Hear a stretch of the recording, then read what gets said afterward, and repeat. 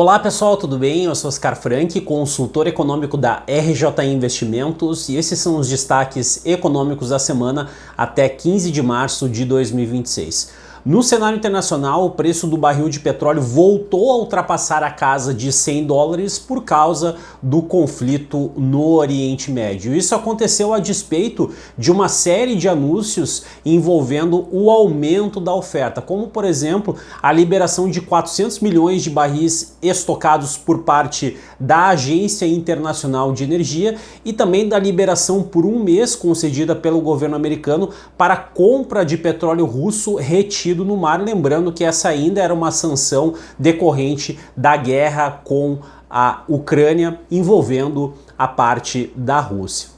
Isso naturalmente, pessoal, acabou suscitando o aumento das treasuries, dos rendimentos dos títulos da dívida dos Estados Unidos, e também reduziu a probabilidade, com base nas negociações de mercado, de cortes mais agressivos de juros dos Estados Unidos ao longo do ano de 2026. Do ponto de vista da agenda de indicadores, nós tivemos tanto o CPI de fevereiro quanto o PCI de janeiro, indicadores relativos à inflação percebida pelos consumidores americanos. Em ambos os casos, nós temos evidências de uma desaceleração bastante gradual dos números, e pensando um pouco mais adiante, nós temos basicamente dois grandes riscos que devem ser observados. Em primeiro lugar, justamente essa questão geopolítica envolvendo esse conflito no Oriente Médio, e também a continuidade do repasse dos impactos das medidas protecionistas, do aumento das alíquotas, das sobretaxas de importação,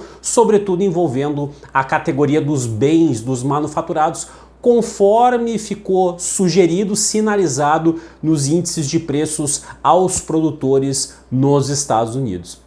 Além disso, para finalizar essa parte dos indicadores americanos, nós tivemos a segunda leitura do PIB do quarto trimestre, e que acabou apresentando uma revisão bastante significativa para baixo, de modo que a taxa de crescimento passou de 1,4% para 0,7%, lembrando que esse é o ritmo anualizado contra o período imediatamente anterior da série com ajuste sazonal. Isso aconteceu em boa medida por conta da revisão para baixo das despesas das famílias, e ficou mais claro, portanto, o impacto do shutdown, da paralisia parcial da máquina pública americana, uma vez que os funcionários públicos não receberam os seus salários por um período bastante prolongado. Isso naturalmente impactou negativamente a atividade econômica dos Estados Unidos.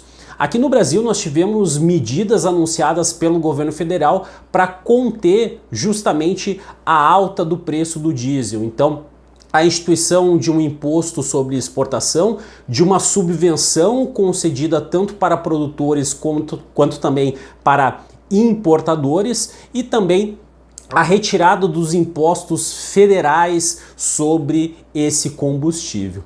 Do ponto de vista da agenda de indicadores, o grande destaque, sem sombra de dúvidas, ficou por conta do IPCA relativo ao mês de fevereiro, que subiu 0,70%, enquanto que o mercado esperava 0,63%, ou seja, uma surpresa negativa que acabou ocorrendo. Não só com relação ao índice cheio, como também dos indicadores qualitativos, ou seja, daqueles recortes mais sensíveis aos ciclos de alta e de baixa da produção e do emprego, que também vieram pior do que o esperado. Nós tivemos inclusive uma aceleração das métricas de tendência de curto prazo. Então, isso acaba sinalizando possivelmente por uma postura um pouco mais conservadora por parte do Copom, que se soma também a toda essa questão geopolítica envolvendo a guerra no Oriente Médio. Então, o mercado, uma parte do mercado, passou inclusive a considerar a possibilidade de uma manutenção da taxa básica de juros. Eu vejo isso sim como uma possibilidade, mas bastante reduzida nesse momento.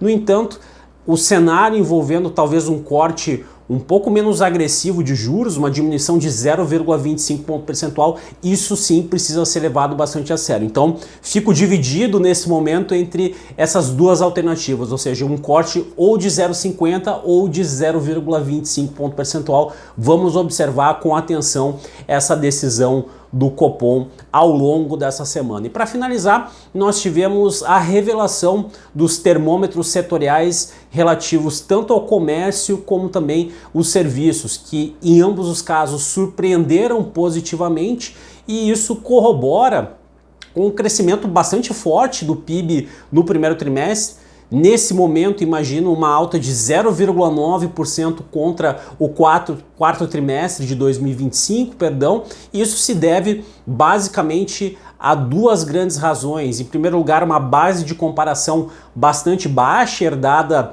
ao longo do segundo semestre de 2025 e que inclusive ganhou mais sustentação com os indicadores ruins que nós tivemos, principalmente ali no final do ano passado, e também de todas as medidas de estímulo, de incentivo concedidas pelo governo federal, com destaque para o aumento do limite de isenção do imposto de renda à pessoa física, para quem ganha até R$5.000, e também da diminuição da alíquota para quem ganha até R$7.350 mensais. Então, realmente a economia arrancando bem ao longo de 2026, com base aí nos termômetros do IBGE. Vejo vocês na próxima, um abraço e até mais.